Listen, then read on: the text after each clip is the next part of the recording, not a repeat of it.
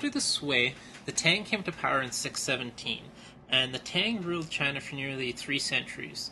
The Tang is considered by some to be the high point of Chinese civilization, surpassing even the Han Dynasty in their greatness. The first Tang emperor was Li, and Li was mixed of Chinese and Turkic descent. So during this time, we begin to see China expand to new regions in South and Central Asia, including Tibet. So the Tang Dynasty successfully restored many of the aspects of the Han Dynasty. And you see this time and time again in Chinese history. When a new dynasty came to power, instead of trying to create something entirely new, they typically looked to the past to see what worked before and copied as much as they could. The unified rule under the Tang Empire meant that China was once again safe for trade, and along the Silk Roads, trade boomed.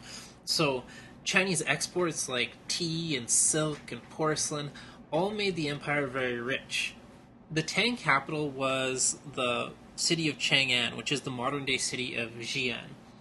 And this place became a really cosmopolitan city, meaning that there were merchants from all over Asia in the city at any given time.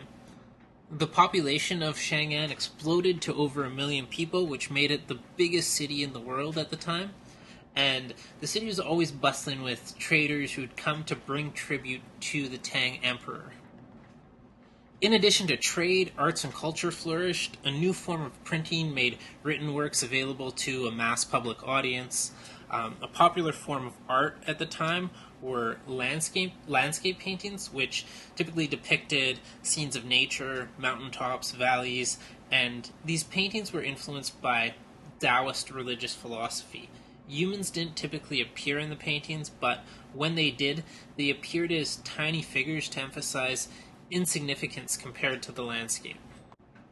During the 3 centuries or so between the Han and the Sui, Confucianism lost legitimacy in the eyes of the public, who turned more to Buddhism and Taoism because they offered an opportunity for individual salvation. The Tang emperors, instead of reverting back to Confucianism, initially allied themselves with Buddhist leaders, and in return for their support, Buddhist monasteries were given tax exemptions, they were given gifts by the government, and they were given free land. But eventually, the Tang emperor came to view Buddhist monasteries as a threat, and they would actively seek out and destroy Buddhist temples and monasteries. In place of the old belief systems, the Tang eventually promoted a new brand of Confucianism known as Neo-Confucianism. And the goal was to revive the beliefs of Confucius, which called on people to be subordinate to their rulers, called on wives to be subordinate to their husbands, called on children to be subordinate to their parents, probably in an effort to gain more control for the government. But at the same time, the Tang rulers could see that Confucianism wasn't really addressing the spiritual needs of the people. So if you remember from the belief systems lecture, Confucianism isn't a religion in the sense that it doesn't offer the promise of eternal life or the promise of salvation. It's entirely concerned with the material world. Neo-Confucianists combined some of the elements of Confucianism with some of the spiritual elements of Buddhism and Taoism. So the principles of Neo-Confucianism include the acknowledgement of a god, the belief that the world is real, not an illusion.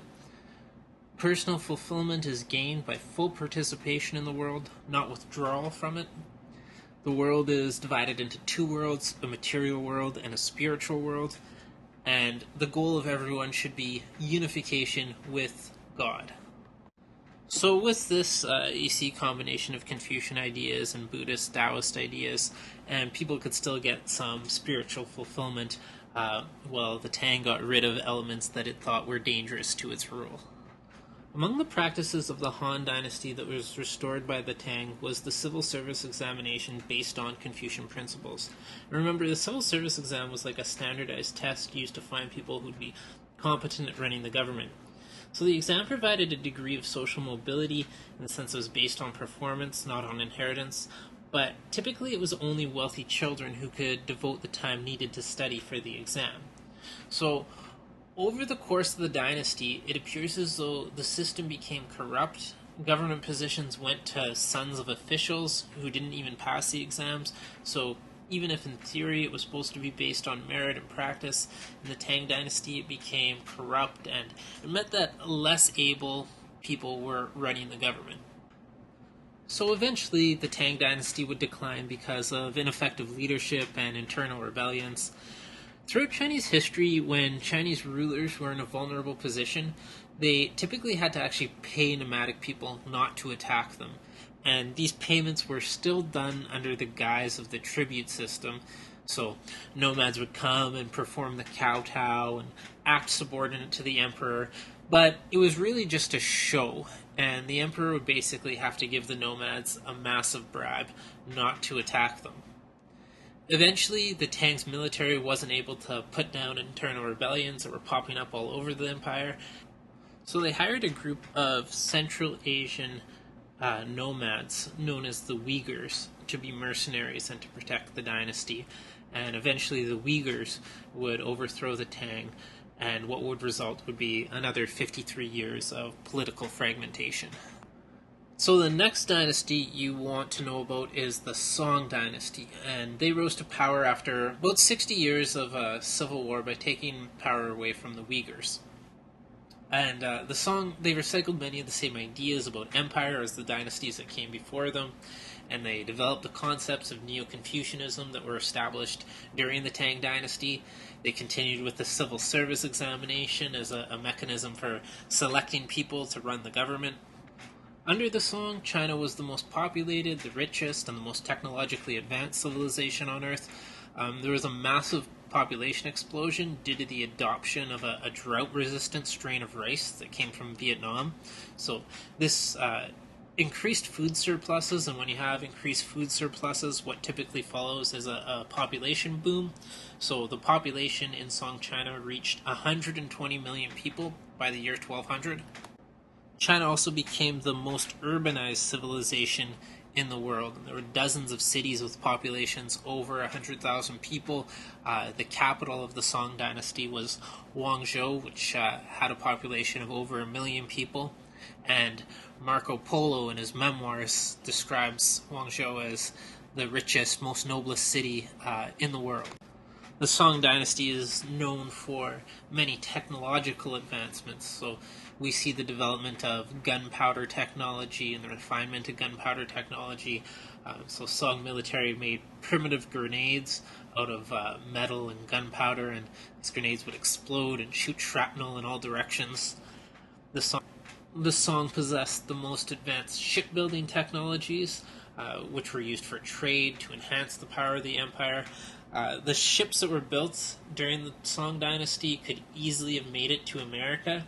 They're probably more advanced than Columbus's ships when he crossed the Atlantic, but China, being the Middle Kingdom and the richest civilization, there wasn't as big of a desire to go out and explore.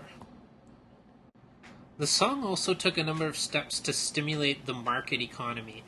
The Song required peasants to pay taxes in money as opposed to crops. So really, this was a revolutionary way of doing things because peasants were forced to sell their crops in the open market to get money, and this created a money-based economy as opposed to just a trade and barter-based economy. So there was this massive move away from self-sufficient agrarian lifestyle. In the past, farmers would grow their crops, pay taxes in crops, and trade their crops for other necessities. Now farmers were more and more growing specialized crops, taking them to markets to sell them, and buying rice to eat at the market. Despite being considered a golden age of Chinese history, the Tang and Song dynasties were definitely not a golden age for women. So this started with the suppression of Buddhism and the rise of Confucianism. Buddhism offered women more freedom than Confucianism did, and Confucianism tended to emphasize the subordination of women to men. So during these dynasties, widowers lost the right to remarry. They lost some of their economic function. The textile industry, for example, was traditionally the work of rural women, but this was taken over by urban factories that employed men to do the work. In no way was the male dominated nature of Chinese society more apparent than in the practice of foot binding. And foot binding began during the Tang Dynasty among elite families, but later became widespread during the Song Dynasty, and basically involved wrapping girls' feet when they were young and breaking their bones to ensure that their feet would stay really small. So the image of female beauty was based on small size and delicacy, but what this essentially did was deformed women's feet and severely limited their physical mobility. So, having small feet, it was associated with status.